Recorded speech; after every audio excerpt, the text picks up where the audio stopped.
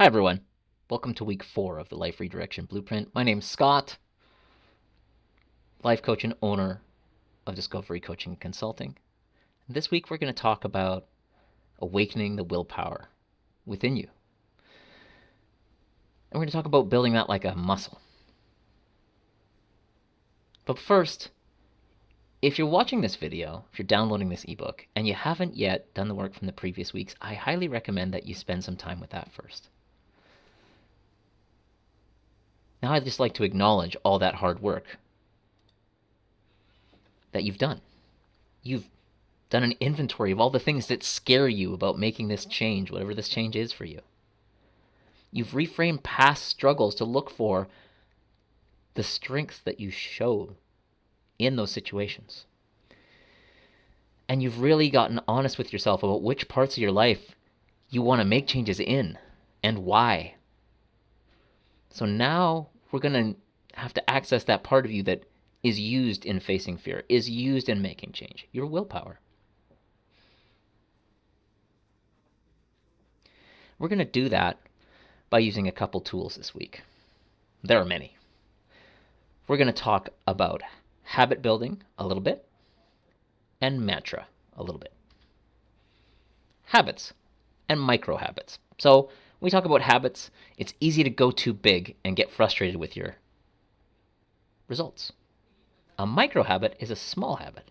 Teeny, smallest you can make it, change to your life. And these are really powerful because they build the muscle of willpower. And they help you see the strength in yourself that it takes to make a small change by sticking to it. So when you think of creating micro habits for yourself, if you find yourself making big ones, because you're ambitious, scale it back as small as you can. You can scale it up later once you've got rhythm, once you've got a way to fit that in your life. But right now, prove to yourself that you can make a small change. Small changes. Also say you can fall in the trap of doing too many at once. There are lots of examples of these miniature little habits that you can find out there. Here's a little tracker for you. So for example, just name your habits that you want to work on, give it a description, and track how you do it just for a week. Track when you hit and when you missed. And probably, as much as you want to reward your successes, it may be very insightful to learn why you didn't stick to a habit. Print this out twice and do it for a few weeks if that's what you feel will help. Another tool that I personally will say has helped me change my life in a very profound way for me is mantra. Reciting an affirmation about what you're changing. Maybe you want to make this about the same habits on the previous page. Maybe you want to talk about something bigger in your life now, and we're planning that for later. When I did this for a big change in my life, it started off really negative. I was talking about what I didn't want to do. I was talking about stopping.